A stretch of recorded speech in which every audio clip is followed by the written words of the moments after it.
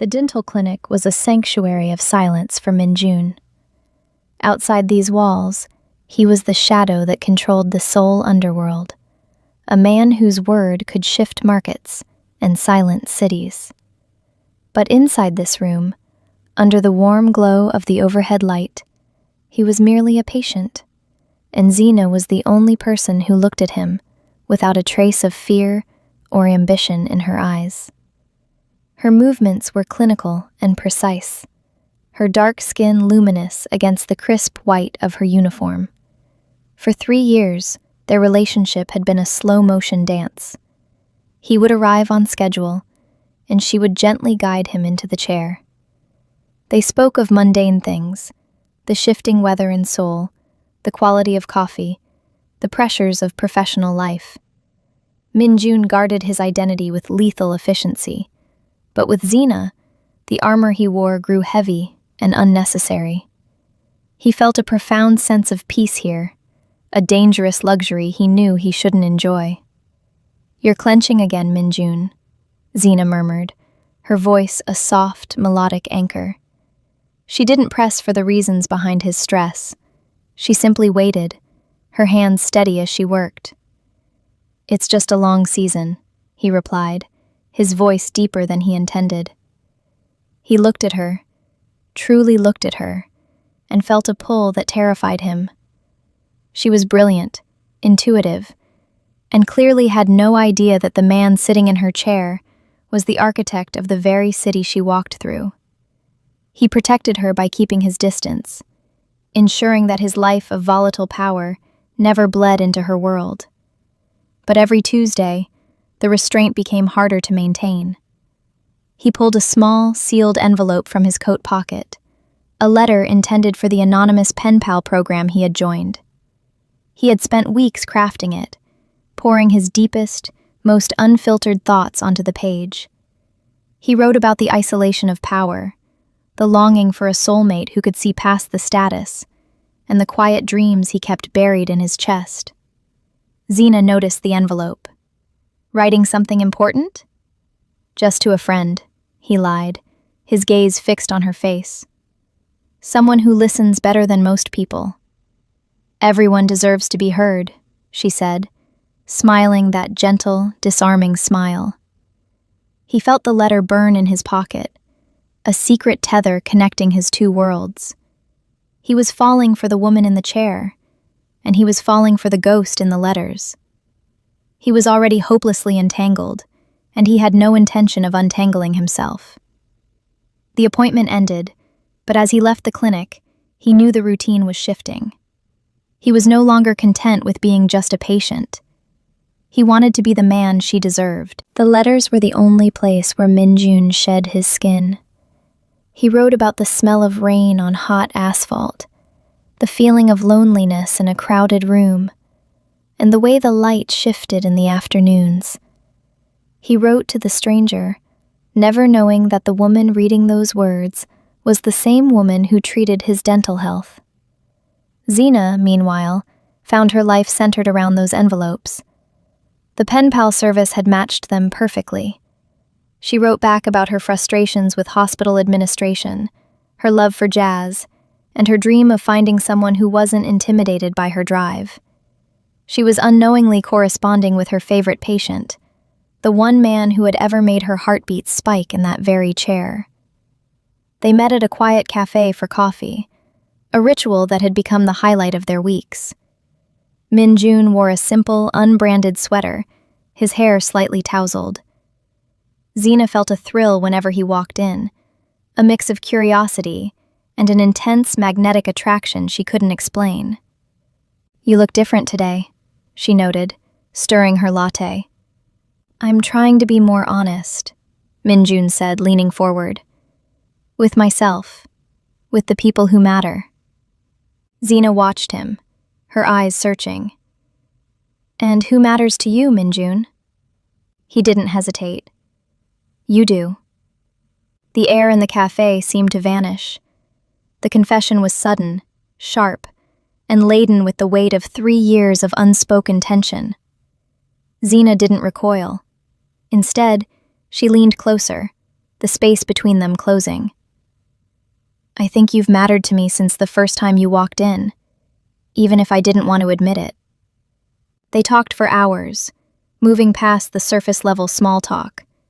They discussed their fears: his fear of being defined by his past, her fear of being trapped in a life that didn't challenge her. They were building a bridge of intimacy, brick by brick. Every conversation felt like a revelation. "I have a secret," Min-jun said, his voice dropping to a whisper. "Something I've been holding on to for a long time. I was afraid that if I told you, you'd walk away."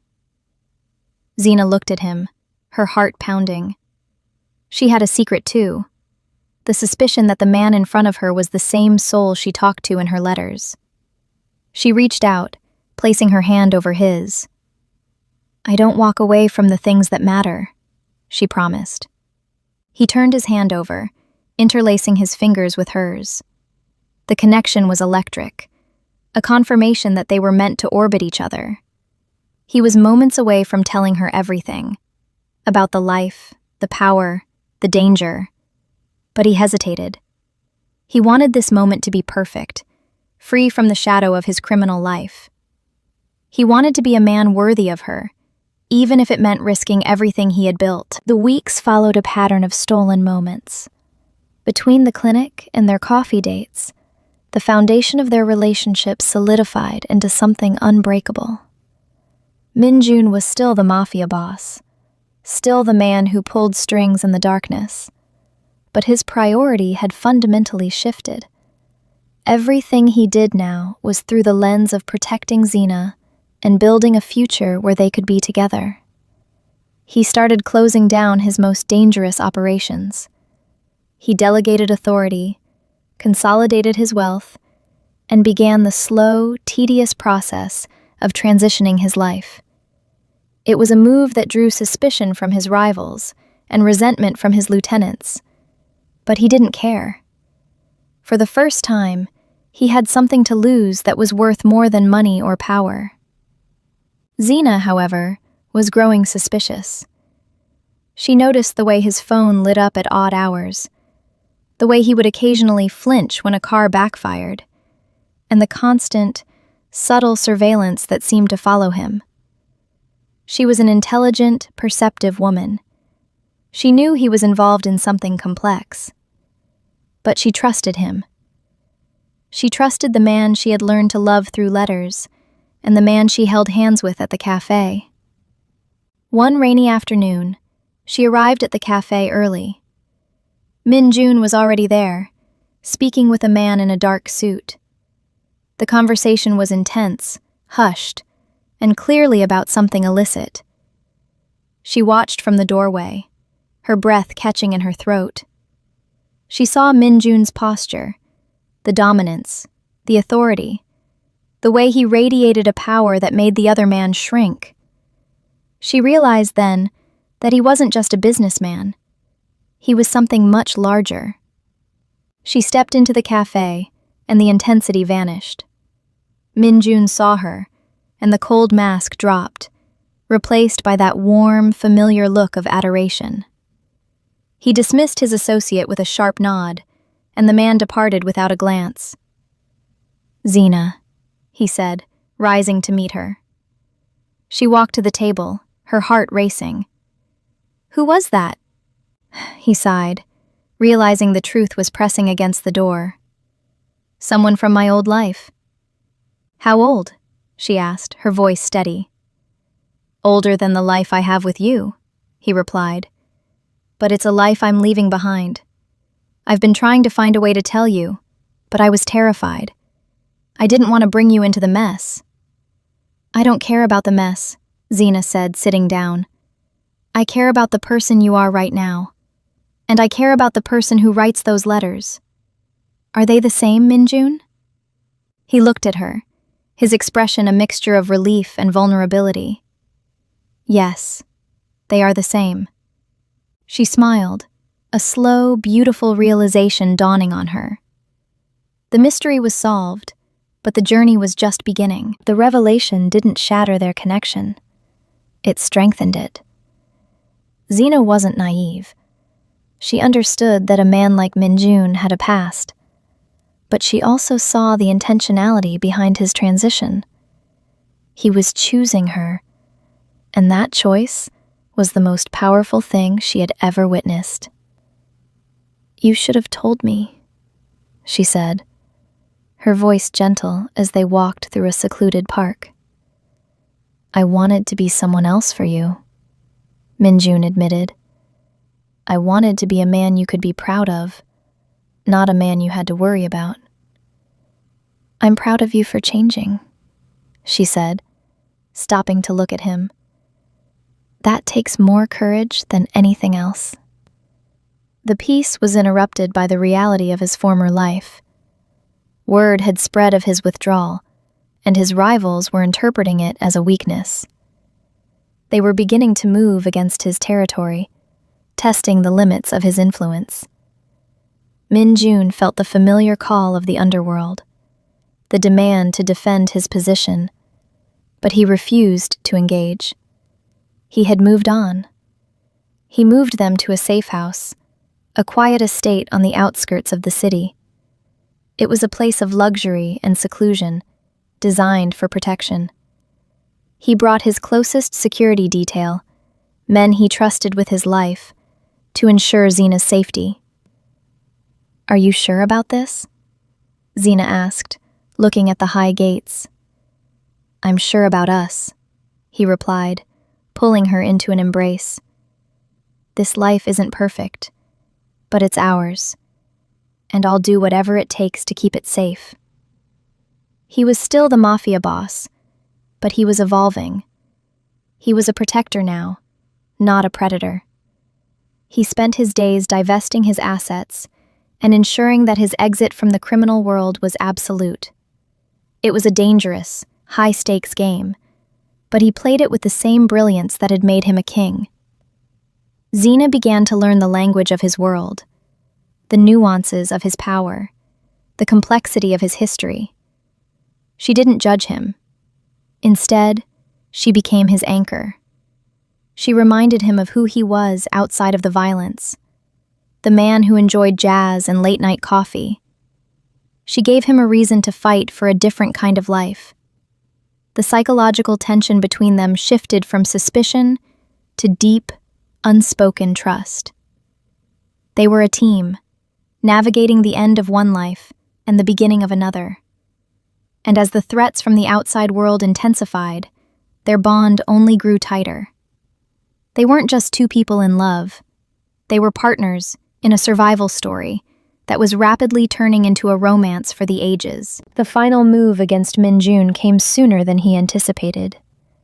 A consortium of old rivals, sensing his distraction, attempted to seize his remaining assets. They didn't just want his money. They wanted to strip him of his legacy, to prove that a man who walked away from the underworld could never find peace.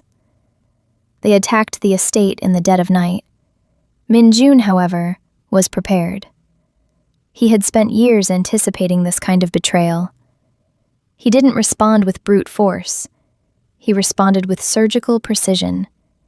He had secured the perimeter, anticipated their tactical movements, and orchestrated a defense that was as clever as it was effective. Xena stayed in the safe room, her heart hammering in her chest, but she wasn't helpless. She monitored the security feeds, alerting Minjun to the attackers' positions.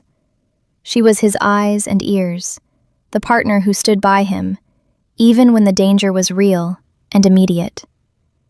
When the dust settled, the attackers had been neutralized, without a single injury to Minjun's team or damage to the estate. He walked into the safe room, his clothes disheveled but his eyes calm. "It's over," he said, taking her hand. "Are you sure?" she asked, her voice trembling. "I'm sure," he said, pulling her close. "They underestimated me because they thought I was distracted by love. They didn't realize that love is the greatest motivation of all." The victory solidified his departure from the underworld. He had proved that he could defend his territory without losing his soul. He had protected the life they were building, and in doing so, he had secured his freedom. They spent the next few weeks in complete seclusion, letting the world believe he had vanished. They cooked together, read, and spent hours talking about their future. The intensity of their connection only deepened. They were no longer the patient and the dentist, or the mafia boss and the civilian. They were simply two souls who had found their way home. Xena realized that the dark past he had been so ashamed of was a necessary part of who he was. It was what made him so protective, so intense, and so deeply devoted. She didn't want to change him. She wanted to be the reason he kept changing for the better. "I love you," she whispered one night, looking at him with eyes that saw everything. "I have loved you for 3 years," Min-jun replied, his voice thick with emotion. "And I will love you for the rest of my life." The transition was complete. He wasn't just a man in hiding, he was a man in love. And for the first time, he was truly free. With the threat neutralized, Min-jun began the process of building a new, public-facing identity. He leveraged his vast wealth to transition into legitimate investments, creating a legacy that was transparent and constructive. He used his intelligence and strategic mind to build a company that focused on urban revitalization, a direct contrast to the destructive power he had once wielded. Xena remained at his side, her own career flourishing as she established a private practice that catered to underrepresented communities. They were a power couple in their own right, but one that operated with kindness and purpose. The transition wasn't entirely smooth. There were legal hurdles, old associates attempting to leverage his past, and the constant nagging fear that someone would find them. But they faced it together. Xena was his rock, his confidant, and his greatest supporter. She taught him how to live in the light, how to be vulnerable without feeling exposed, and how to define himself by his actions, not his history. One evening, as they sat on the terrace of their new home, overlooking the city they had both navigated so differently, Min-jun turned to her. "I have something for you," he said. He handed her an envelope, not a letter but an invitation. It was an invitation to a gallery opening, featuring a collection of photographs taken by an anonymous artist who had captured the soul of the city over the last decade. "I did this," he explained. "I spent the last year documenting the city, the beauty, the pain, the hidden corners.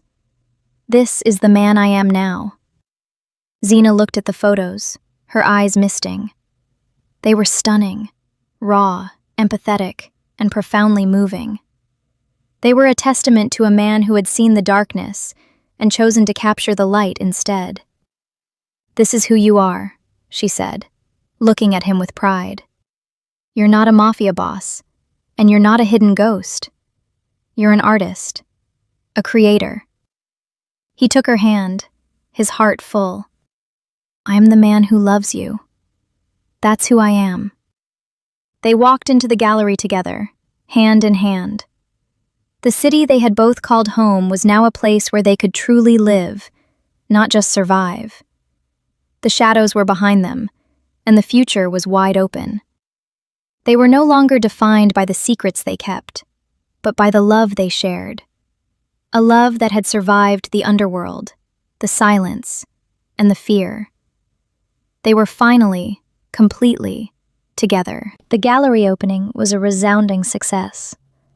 The photos resonated with the city, sparking conversations about hope, resilience, and the power of transformation. Min-jun's anonymity allowed him to witness the impact of his work without the burden of his former reputation. He was finally able to step out from the shadows and exist as an individual, not as an extension of an empire. Xena watched him move through the gallery, his ease and confidence a stark contrast to the guarded, anxious man she had first met in her dental clinic.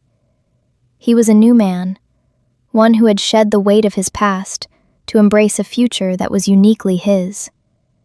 As the evening wound down, they found themselves alone in the gallery, surrounded by the images of the city that had once been his cage. "We did it," Xena said, a smile on her face. "We did," Minjun agreed. "But I still feel like I owe you something. For the 3 years I made you wait. For the secrets I kept." "You don't owe me anything," Xena said, stepping closer. "You gave me everything. You gave me your truth, your heart, and your life. That's more than enough." He looked at her, his expression serious. "I want to give you more. I want to build a family. I want to build a life that is entirely ours, free from the echoes of the past." Xena felt a warmth spread through her. "I want that too." They returned home to a life that felt increasingly stable and joyful. The shadows that had once defined Minjun's life were gone, replaced by the warmth of their home and the security of their bond. They were a testament to the power of love to change even the most entrenched of destinies. The psychological tension that had once been their constant companion was replaced by a deep, enduring peace. They were no longer fighting for survival. They were living for each other. The love that had once been a source of danger was now their greatest protection. They had moved beyond the Mafia, beyond the letters, and into a space that was entirely their own. They had proved that even in the darkest, most controlled environments, love could find a way. They had navigated the complexities of their lives, confronted their fears, and emerged on the other side, stronger and more deeply connected than ever. They were the masters of their own destiny, and the future was theirs to create. A year later, the city was different, and so were they. Minjun was a respected philanthropist, his influence now used to build schools, hospitals, and community centers. He had successfully dismantled the old order, replacing it with a system that empowered rather than exploited. Xena was the director of a clinic, her vision of providing quality, compassionate care a reality. They stood on the balcony of their home, the city skyline twinkling in the distance. The memories of the clinic, the letters, and the coffee shop felt like a lifetime ago. They were a part of who they were, but they no longer dictated their future. "Do you ever think about it?" Xena asked, her hand resting on his arm. "The way we started?" Minjun looked at her, his eyes warm. "Every day. I think about the dental chair, the smell of lavender, and the woman who treated me like a human being when I had forgotten how to be one. I think about the letters, and the anonymous voice that kept me sane. I think about how lucky I am." Xena leaned into him. "I think about the man who was afraid to show his true self, and how much I wanted to know him. I think about the way you fought for us, and how much I admire you for the man you became." He turned to her, his gaze intense. "I spent so long looking for power, for control, for a way to stay on top. But I never realized that the only power that matters is the power to choose. And I chose you. Every single day I choose you." "And I choose you," Xena said, her voice soft. They stood in the silence of the night, two souls who had survived the storm and found their harbor. The secrets were gone, the danger was a memory, and the love they shared was the foundation of everything they were. They were no longer defined by what they had been, but by who they were, together. They had built a life that was honest, authentic, and filled with a love that had defied the odds. They had navigated the complexities of the world, challenged the forces that had once governed their lives, and come out the other side. They were the authors of their own story, and it was a story of hope, resilience, and an enduring, beautiful love. The city lights continued to blink in the distance, a testament to the life that had once been their battlefield. But for Minjun and Xena, the war was over.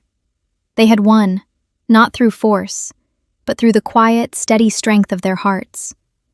They were home, they were together, and they were finally, truly, free.